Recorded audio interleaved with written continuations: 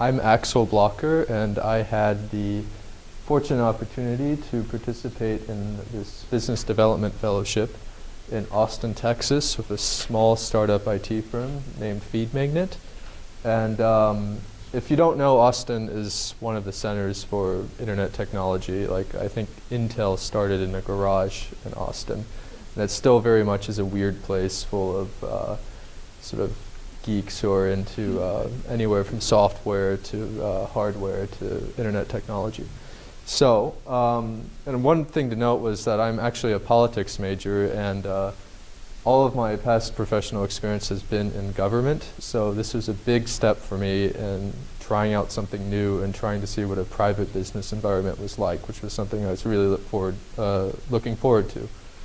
So FeedMagnet, just so it's kind of a weird name, so I'll explain what they do first, is they're about a 4-year-old company, 12 people, who work, they specialize in curating social media content for companies like McDonald's, General Electric, Verizon Wireless, Ben & Jerry's, and what they cater to is they're sort of right now a design studio where companies want social media, like what's been generated about them, people talking about them on Facebook or Twitter, or and what they want to do is they want to take comments and this content and stuff and pull it and have it filtered and curated to be displayed on their home web page, or say like if you have a special event like the Times Square screen, and you have people like live updates of what people are saying about Verizon's new phone or something like that. And some of the projects they do have been pretty impressive, which I'll mention later.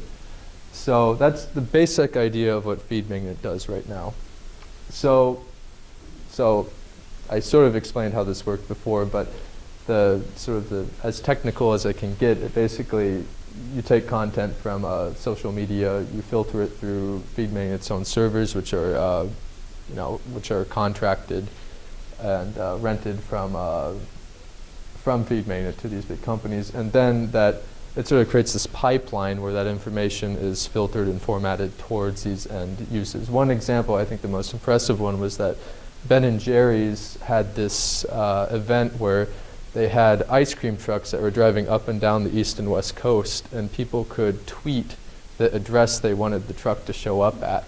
And so what they would do is on their website, FeedMagnet set up this very impressive looking like map and this sort of live stream of like these addresses. And I think what happened, like, people could vote on where they wanted to show up, and then the Ben & Jerry's van would go and show up. And it was all possible due to what FeedMagnet was doing.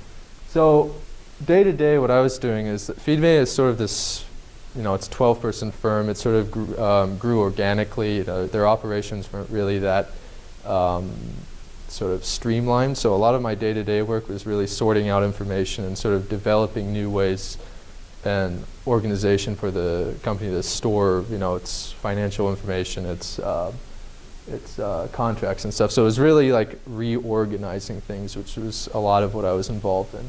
My main project, though, was that had to deal with FeedMagnet's future, because the firm had about 4 years of success so far, and they were really wanting to move away from being a design studio that fulfilled their customers' wishes to being a firm that offered customers a prepackaged service and had their own vision of what they could offer. Now, so to do that, though, I don't know if you know anything about running a business. It's very, well, I didn't know much either until now, but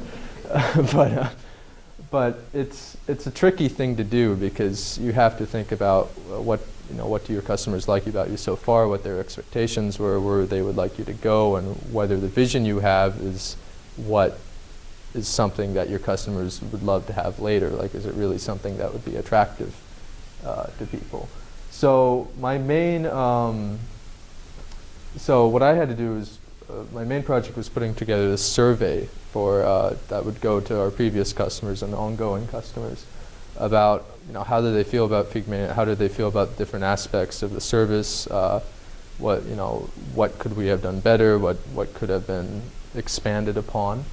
And this was a process that took over several weeks to go through brainstorming and talking with customers and eventually sending this out and then harassing them into actually responding. So, so the results was actually pretty positive because of the vision that Feed Magnet had was actually pretty accurate to what previous customers were hoping for. And there were some like things that are still being ironed out, like the server pricing and contracts was something technical that was still not being grasped by the customers, and it was causing some confusion and things that could be ironed out later. But one of the greatest strengths that FeedMate had was that everybody really wrote glowing comments on how well FeedMate interacted with its clients and producing this custom-tailored sort of product that which they were also receptive to what their clients wanted. So, and there were some questions in that, how do you continue that with a sort of a packaged service in the future? So what I learned was, I mean, this is my real first step into business and especially into the IT industry. I'm a politics major, so I mean, I know how to use Word and like coding and stuff, not really, but I did learn a lot just being around in the office, is that this is an industry that's still really new about how to use social media and apply it to new ways and forms. Like you've probably heard of analytics, about finding out what people's consumer preferences are. And I mean, it's just beginning. Like there's all these new ideas that are coming about how to apply all the information that there is in like social networking and media towards new purposes. The interesting thing about FeedMate was that since it sort of grew sort of as a ragtag team of people, that there's no real like centralized organization or a central server to it. They sort of used all these different third-party applications and services online to substitute for having their own, instead of having their own server, which was really interesting. I'm just wondering if this is something the way things are going now. That we use things like Trello to organize meetings or projects, as well as many other things.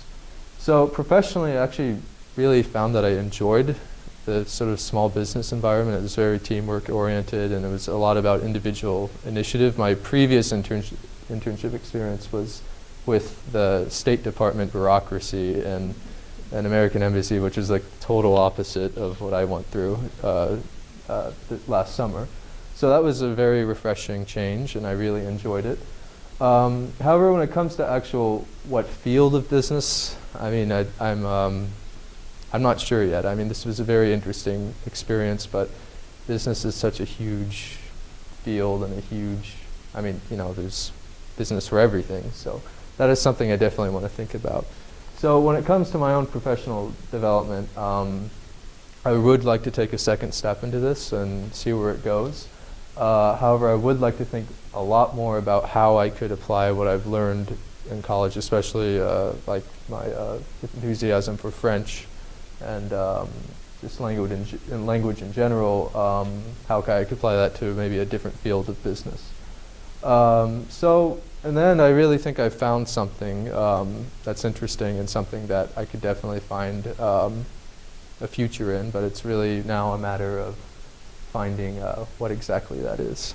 So I would like to give thanks to my donor who made this all possible, who unfortunately isn't here, my site supervisor, who's Kat Nenery, and my faculty supervisor, Aparna Thomas, and although it doesn't say it here, also to the Cornell Fellowship staff. Thanks a lot for this wonderful opportunity.